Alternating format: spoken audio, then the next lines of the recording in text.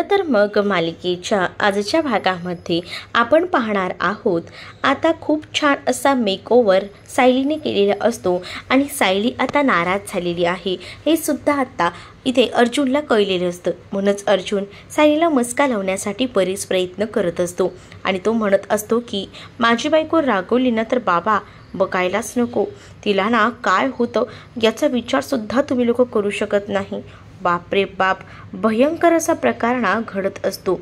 मुळे ना अर्जुन हे सगळं बोलून चिडवत असतो आणि जेव्हा या सगळ्या गोष्टी बोलून तो चिडवत असतो ना तेव्हा मात्र आता सायली त्याच्यावर अजूनच रागवते आणि सायली म्हणत असते की तुमचं ना तोंड बंदच करा, तुमच्यामुळे ना हे सगळं होत आहे।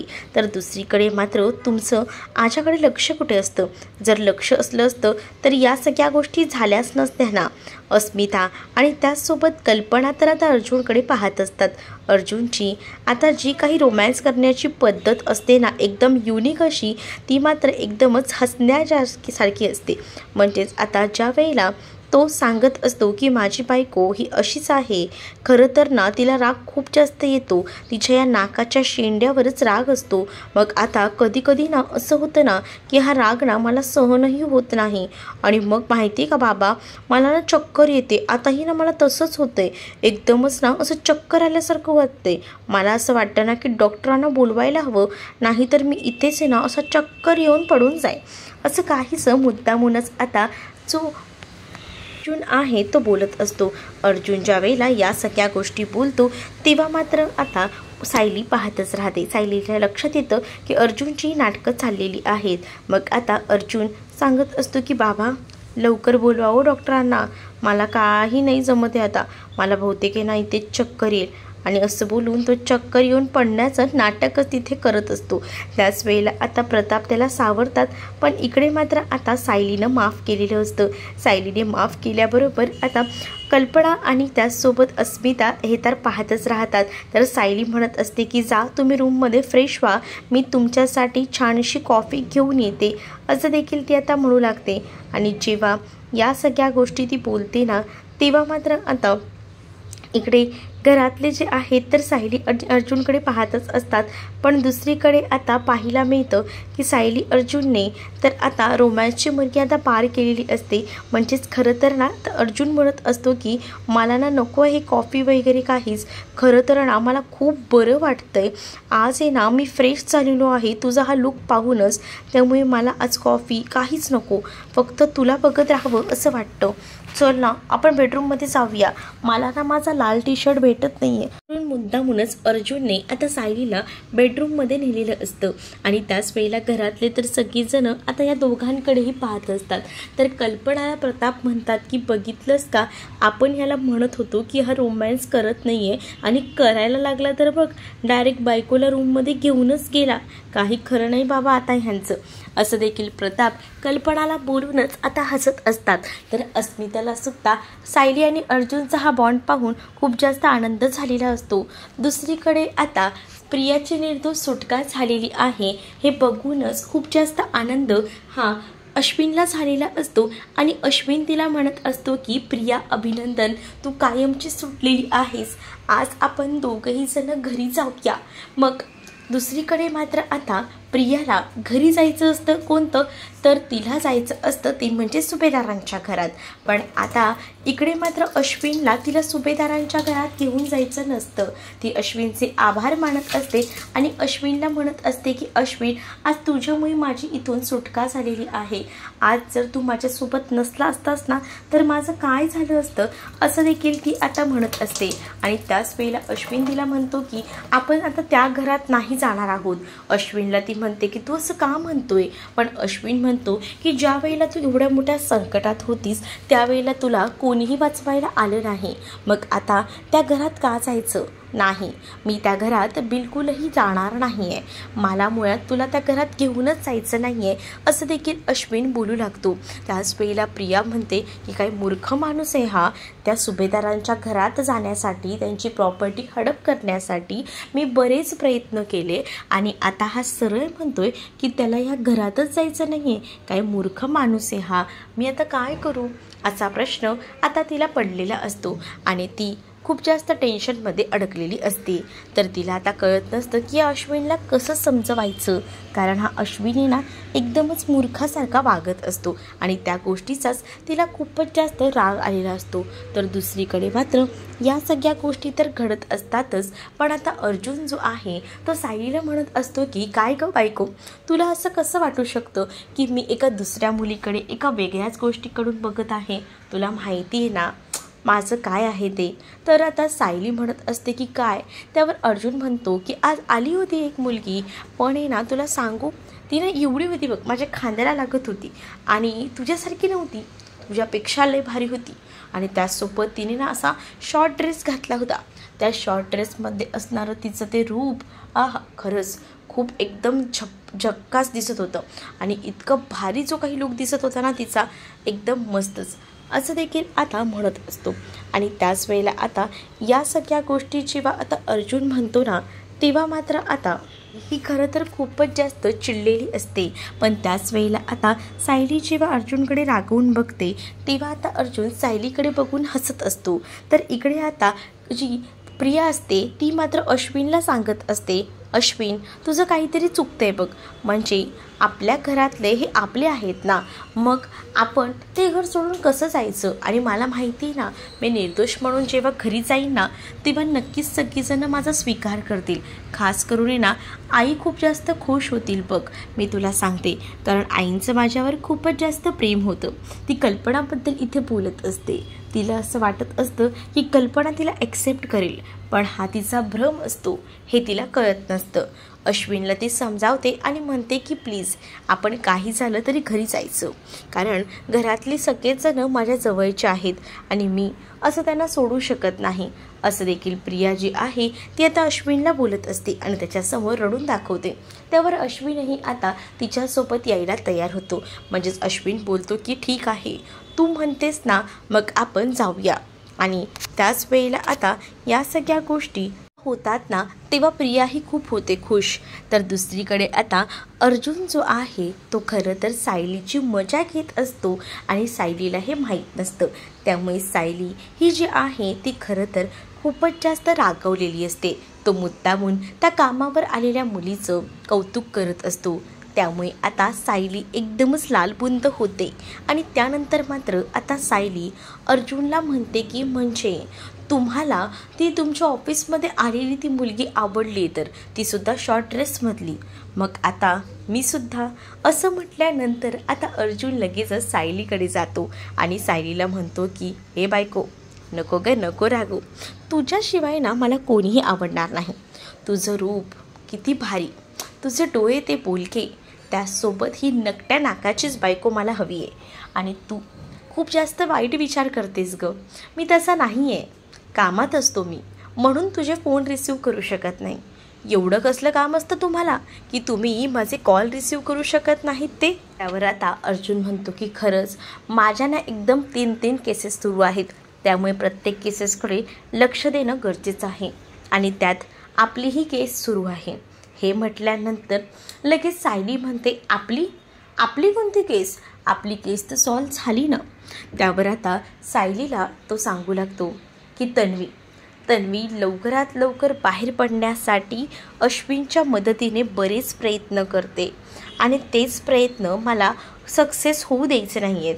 आणि त्याचसाठी मी त्या वकिलांची सुद्धा चर्चा करत होतो, त्यांच्याशी कॉल करण्याचा प्रयत्न करत होतो, पण आज त्यांच्याशी बोलणं झालं नाही आणि त्यामुळेच हा सगळा गोंधळ झाला. कारण ना तरीसुद्धा मी जे आहे ते सोडणार नाही आहे. मी खूप प्रयत्न करणार आहे, माझ्या परीने त्या वकिलांशी मी बोलणार आहे आणि सगळं काही सॉर्ट आऊट करायचा प्रयत्न तर मी करणारच आहे. असं देखील आता अर्जुन जो आहे तो सायलीला बोलत असतो.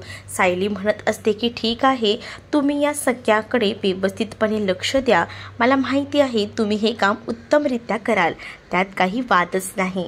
आणि असं बोलूनच आता अर्जुन जो आहे तो सायलीला तर समजावत असतो, तर सायलीला सुद्धा आता अर्जुनची बाजू पटत असते आणि म्हणूनच त्याने कॉल रिसीव केला नाही आहे, तो आपल्याकडे लक्ष देत नाही, याचा अर्थ असा नाही की तो खरंच दुसऱ्या कुठेतरी गुंतला आहे, हा खरं तर माझा गैरसमज आहे असा देखील सायली मनातल्या मनात विचार करत असते.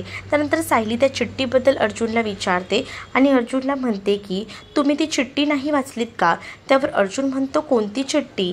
त्यावर सायली म्हणते की तुम्ही डबा तर खाल्लात ना?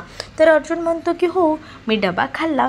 मग सायली म्हणते की त्याच डब्यामध्ये मी तुम्हाला एक चिठ्ठीसुद्धा लिहून दिली होती. कोणती चिठ्ठी? काय? खरंच मला माहीत नाही. त्याच वेळेला आता सायलीने जे काही चिठ्ठीत लिहिलेलं असतं ना, त्या चिठ्ठीतली सगळी वाक्य सायली जी आहे ती आता अर्जुनला सांगू लागते.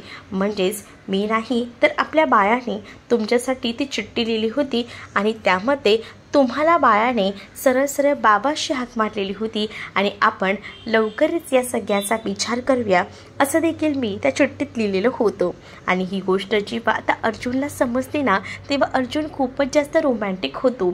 अर्जुन म्हणत असतो की मला ना तुझ्यासारखीच मुलगी हवी आहे. तर इकडे मात्र आता सायली म्हणत असते की मला ना तुमच्यासारखा मुलगा हवा आहे, एकदम कर्तबगार. आणि हे जेव्हा आता दोघांचंही बोलणं होतं तेव्हा दोघंही जण सोफ्यावर जाऊन बसतात. तर अर्जुन तर आता इतका रोमॅन्टिक झालेला असतो ना की तो आताच ह्या सगळ्यासाठी तयारच झालेला आहे असंच त्याच्या वागण्यावरनं दिसत असतं. कारण तो ना आता भलताच रोमॅन्टिक होतो आणि सायलीचं लूक न्याहाळत असतो. सायलीला जवळ घेतो. त्यामुळे सायलीला सुद्धा जे हवं असतं, म्हणजेच अर्जुनने फक्त आपल्याकडे लक्ष देऊन राहायला हवं, अगदी तशाच गोष्टी आता सायलीला आनंद देत असतात. दुसरीकडे आता महिपत जो आहे तो साक्षीला भेटण्यासाठी म्हणून गेलेला असतो. त्याच वेळेला आता महिपत हा साक्षीला म्हणत असतो की मला तुझ्याशी थोडं बोलायचं आहे. महिपतचं हे असं पडलेलं तोंड बघून साक्षीला कळून चुकतं की नक्कीच काहीतरी झालंय, पण नेमकं काय झालंय हे काही कळायला मार्ग नसतो. ती म्हणत असते की काय झालंय? माझ्यासाठी जो वकील भेटला होता तो गेलाय का सोडून? का अजून नवीन कोणती तरी शिक्षा माझ्यासाठी आणली आहे? जन्मठेप नाही तर डायरेक्ट फासावरच लटकवणार आहेत का मला? सांगा ना, काय झालं आहे सांगा. का वकील गेलाय सोडून? तर आता महिपत म्हणतो की नाही, तसं काही झालेलं नाही आहे. वकीलही सोडून गेलेला नाही आहे आणि त्याचसोबत काही गोष्टीही तशा झालेल्या नाही आहेत. मग काय झालं आहे ते तर सांगा. तर त्याच वेळेला आता महिपत सांगू लागतो की प्रिया सुटली म्हणजे पळून गेली का ती हॉस्पिटलमधला? पण नाही, ती खरं तर ना माझ्यामुळेच सुटली. आणि तो त्या दिवशी रात्री जो काही प्रकार घडला होता तो प्रकार सगळा काही आता सांगितला जातो. आणि जेव्हा महिपत हा सगळा प्रकार सांगतो ना, तेव्हा तर मात्र आता साक्षीला धक्काच बसतो. साक्षी म्हणू लागते म्हणजे ती लिगल सुटली का? बापरे, असं व्हायला नको होतं. हा तुम्ही हे सगळं काय करून बसलात? आणि आता या सगळ्यामुळे मलाच या सगळ्याला सामोरं जावं लागणार आहे. काय करावं आणि काय नाही हे आता काही कळत नसतं. आणि म्हणूनच आता दोघंही जण खूपच जास्त टेन्शनमध्ये असतात. आणि महिपतने या सगळ्या गोष्टी आता सांगितल्यानंतर काहीच कळत नसतं की काय करावं ते. कारण खूपच जास्त टेन्शन जे आहे ते आता साक्षीला आलेलं असतं. कारण साक्षीला इतके दिवस वाटत असतं की प्रिया ही इथेच राहील, पण आपण या सगळ्यातून बाहेर पडू. पण तसं काही झालेलं नसतं आणि त्यामुळेच आता प्रचंड असा संताप साक्षीला येत असतो. दुसरीकडे आता सगळी तयारी तर झालेलीच असते आणि त्याच वेळेला आता सायली जी आहे ती सगळ्यांसाठी मस्त अशा भजिया बनवत असते. त्यामुळे घरातले सायलीच्या हातची भजी खाण्यासाठी खूपच इंटरेस्ट असतात आणि ते सांगत असतात की लवकर भजी दे सायली, खूप आम्ही इंटरेस्टेड आहोत, लवकर सायलीच्या हातची भजी खायची कधी, हे असंच सगळ्यांना झालेलं असतं. आणि सगळेजण आता त्याचीच वाट बघत असतात. पण इकडे सायली म्हणत असते की थांबा देते मी प्रत्येकाला. अस्मिता म्हणते आहा सायली तुझ्या हातची भजी, वाव यार. आणि असं बोलूनच आता त्या भजींवर आता ती ताव मारत असते. पण त्याच वेळेला सायली अस्मिताला सांगते, अस्मिता ताई तुम्हाला एकच भजी मी देणार आहे. अस्मिता म्हणते असं का? सायली म्हणते की तुम्हाला तेलकट खायचं नाही आहे हे विसरताय का? नाही, तुम्हाला मी खाऊ देणार नाही आहे ह्या सगळ्या गोष्टी, समजलं? एकच भजी खायची आहे. तर आता हे सगळं बोलल्यानंतर इकडे मात्र आता सायलीला हसू येत असतं आणि सायली जी आहे ती मात्र अस्मिताकडे पाहत असते. पण घरात आहे ना अचानक असा वारा सुटलेला असतो. कळतच नसतं या लोकांना की नेमकं काय आहे, एवढा वारा कसा काय सुटला. इथे तर ही लोक मस्तपैकी भजीचा आनंद घेत असतात आणि बाहेर तर पाऊस पडत असतो आणि सोबतच इतका वारा असतो ना की वादळापूर्वीची शांतता म्हणतात ना तसंच. आता जे काही सुरू असतं त्यामध्ये प्रिया आणि अश्विन घराकडे यायला निघालेली असतात, घराबाहेर आलेली असतात आणि त्यामुळेच हे खूप मोठं वादळ जे आहे ते आता आलेलं असतं. तर सायली सगळ्यांना सांगते की खूपच जास्त खिडक्याही वाजत आहेत, खूप जास्त आता पाऊस पडतोय वाटतं, वाराही सुटलाय, मी पटकन आहे ना खिडक्या लावून येते, दारं खिडक्या.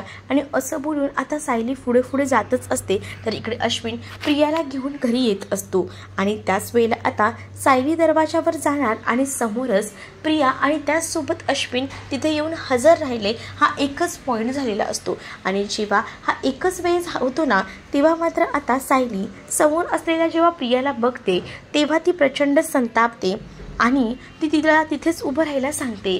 घरातले सगळीच जणसुद्धा जी काही भजी खात असतात ना त्यांचासुद्धा आनंद एकदमच अतिशय आनंदावर विरजण पडतं ना तसंच झालेलं असतं आणि ती लोकंसुद्धा आश्चर्यचकित होऊन पाहू लागतात. तर सायलीच्या पाठीशी सगळे कुटुंबीय उभे असतात आणि सायली आता प्रियाला सांगत असते की खबरदार, एक पाऊल जरी पुढे टाकलंस तर. पण इकडे अश्विन पूर्णपणे सपोर्ट करून प्रियाला घरात घेऊन चाललेला असतो आणि तो म्हणत असतो की चल, तुझं घरात आपल्या वेलकम आहे. पण सायली आता पुढे येते आणि प्रियाला म्हणते की एक पाऊलही पुढे टाकायचं नाही आहे, या घरात राहण्याचा तुला अधिकार नाही आहे. जोरात तिच्या कानाखाली वाजवून देते आणि तिच्या हाताला धरते आणि तिने आता तिला घराबाहेर काढलेलं असतं. आणि जेव्हा आता ती तिला डायरेक्ट घराबाहेरच काय त्या मेन गेटच्या बाहेरसुद्धा तिला ढकलून देते. तिच्या पाठोपाठ तो अश्विनसुद्धा आणि ज्या काही बॅग्स असतात ना त्या बॅग्ससुद्धा आता फेकून दिल्या जातात तिच्या आणि तिला सांगितलं जातं तुला जरी कोर्टाने निर्दोष सोडलेलं असलं तरी या घराने तुला माफ केलेलं नाही, या घरात तुला मी पाऊलही ठेवू देणार नाही, असं सायली डायरेक्टली प्रियाला बोलते. त्यामुळे आता प्रियाला प्रचंड असा राग येतो. सोबत अश्विन आणि प्रिया या दोघांनाही सायलीने गेटच्या बाहेर म्हणजेच घराबाहेर तर काढलेलंच आहे. पण आता प्रिया ही नेमकी कुठे राहणार, कारण तिला काही झालं तरी सुभेदारांचं घर सोडून जायचं नाही आहे आणि त्यासाठी तर ती या घरात आली आहे. पण आता जर ती या घरातून बाहेर पडायचा विचार जर तिने केला तर तिच्या मनातही हा विचार येत नाही आहे. त्यामुळेच ती आता शांत राहते आणि शांतपणे यातून काहीतरी मार्ग काढायचा असं ठरवणार असते. पण तिला आता हे सुभेदारांचं घर काही सोडायचं नसतं. अश्विन आता तिला या कार्यात सपोर्ट करेल की तो दुसरीकडे कुठेतरी तिला घेऊन राहायला जाईल हे पाहणं तितकंच इंटरेस्टिंग असणार आहे. तुम्ही जर आपल्या चॅनलवर नवीन असाल तर आपल्या चॅनलला सबस्क्राईब नक्कीच करा. चला तर मग भेटूया पुढच्या भागामध्ये. तोपर्यंत टाटा बाय. व्हिडिओ आवडला असेल तर व्हिडिओला लाईक करायला विसरू नका.